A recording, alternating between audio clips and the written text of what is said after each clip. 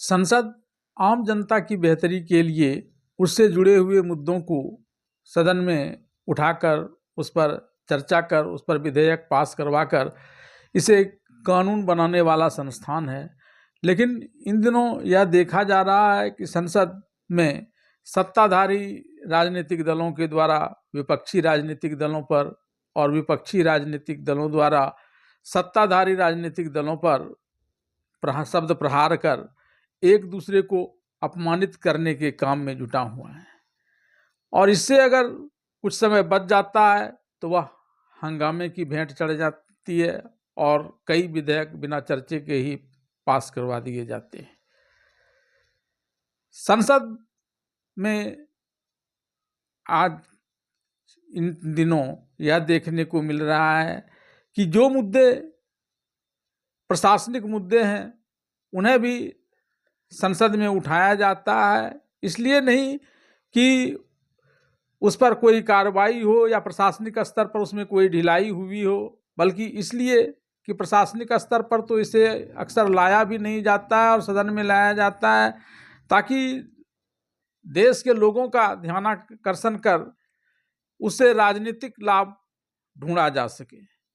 आज भी सदन ऐसे ही एक मुद्दे पर, जिसमें कांग्रेस की एक सभा में प्रधानमंत्री पर उसके कार्यकर्ता के द्वारा कहे गए अपशब्दों को लेकर हंगामा देखने को मिला। इसके साथ ही आज संसद में संभावित बीजेपी के द्वारा मनरेगा को बदलने वाले बिल लाने को लेकर भी विपक्ष के तेवर तेज दिखे।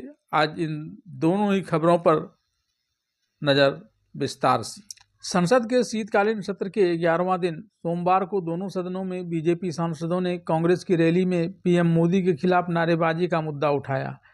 राज्यसभा में केंद्रीय मंत्री जेपी नड्डा ने कहा कि पीएम के खिलाफ ऐसी बातें करना, उनकी मौत की कामना करना शर्मनाक है। जेपी नड्डा ने कहा, नेता प्रतिपक्ष राहुल गांधी और कांग्रेस संसदीय दल की अध्यक्ष सोनिया गांधी को इसके लिए पूरे देश से माफी मांगनी चाहिए। लोकसभा में केंद्रीय मंत्री किरण रिजिजू ने कहा, इससे शर्मनाक और क्या हो सकता है कि 140 करोड़ भारतीयों और विश्व के सबसे प्रसिद्ध नेता को इस तरह के नारों का सामना करना पड़ रहा है।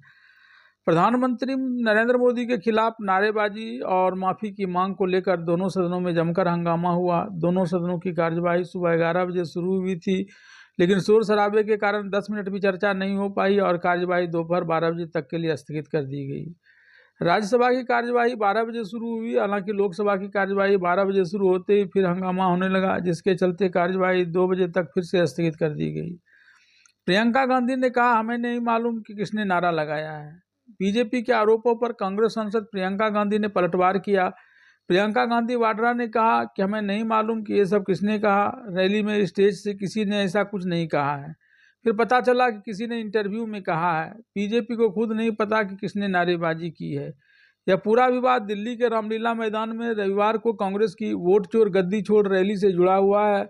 सोशल मीडिया पर रैली के वीडियो वायरल हुए, जिसमें कांग्रेस की महिला नेताओं और समर्थकों ने मोदी तेरी कब्र खुदेगी, आज नहीं तो कल खुदेगी जैसे नारे लगाए थे। नारे लगाने वालों में कांग्रेस नेता मंजूलता मीना भी शामिल थी। वे जयपुर महिला कांग्रेस जिला अध्यक्ष हैं। उन्होंने कहा कि वोट में धांधली को लेकर जनता में बहुत गुस्सा है। वे नारेबाजी के जरिए वोट चोरी को लेकर जनता के अपना गुस्सा दिखा रही थी। अब चर्चा मनरेगा के स्थान पर नया कानून लाने की योजना पर, विपक्ष के आग बबूला होने की घटना पर।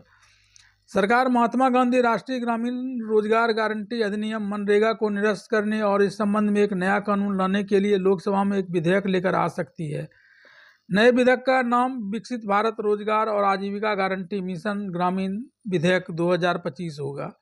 सरकार के इस कदम के बारे में पूछे जाने पर कांग्रेस महासचिव प्रियंका गांधी वाड्रा ने संसद परिषद में मीडिया से कहा कि जब भी किसी योजना का नाम बदला जाता है तो कार्यालयों, स्टेशनरी में बहुत सारे बदलाव करने पड़ते हैं, जिसके लिए पैसा खर्च किया जाता है, तो क्या फ़ायदा है, ऐसा क्यों किया जा रहा है। उन्होंने कहा कि महात्मा गांधी का नाम क्यों हटाया जा रहा है। महात्मा गांधी न केवल देश में बल्कि दुनिया में सबसे बड़े नेता माने जाते हैं, इसलिए उनका नाम हटाना मुझे वास्तव में समझ में नहीं आता कि उद्देश्य क्या है, सरकार का इरादा क्या है। एसपी प्रमुख अखिलेश यादव ने कहा कि नाम बदलने की बीजेपी की संस्कृति बहुत पुरानी है। इस डबल इंजन सरकार में दिल्ली वाला इंजन उत्तर प्रदेश वाले इंजन से सीख रहा है। यह डबल इंजन सरकार दूसरों के काम को अपना बता रही है, उनके पास दिखाने के लिए कोई नया काम नहीं है। तृणमूल कांग्रेस नेता और राज्यसभा सांसद डेरेक ओब्रायन ने सरकार के इस कदम को महात्मा गांधी का अपमान करने वाला बताया। उन्होंने कहा, लेकिन फिर क्या आप आश्चर्यचकित हैं? ये वही लोग हैं जो महात्मा गांधी की हत्या करने वाले व्यक्ति का नायक की तरह सम्मान करते हैं। वे महात्मा गांधी का अपमान करना चाहते हैं, उन्हें इतिहास से हटाना चाहते हैं। मार्क्सवादी कम्युनिस्ट पार्टी के महासचिव एम.ए. बेबी ने इस तथ्य को छिपाने का प्रयास बताया और कहा कि योजना को खत्म किया जा रहा है। उन्होंने दावा किया कि मनरेगा के संपूर्ण सुधार पर केंद्र सरकार की यह मनमानी इस चौंकाने वाले तथ्य को छिपाने का एक प्रयास है कि जिस ढांचे के तहत यह योजना संचालित होती थी उसे खत्म किया जा रहा है और केंद्रीय हिस्सेदारी में भारी कमी की जा रही है।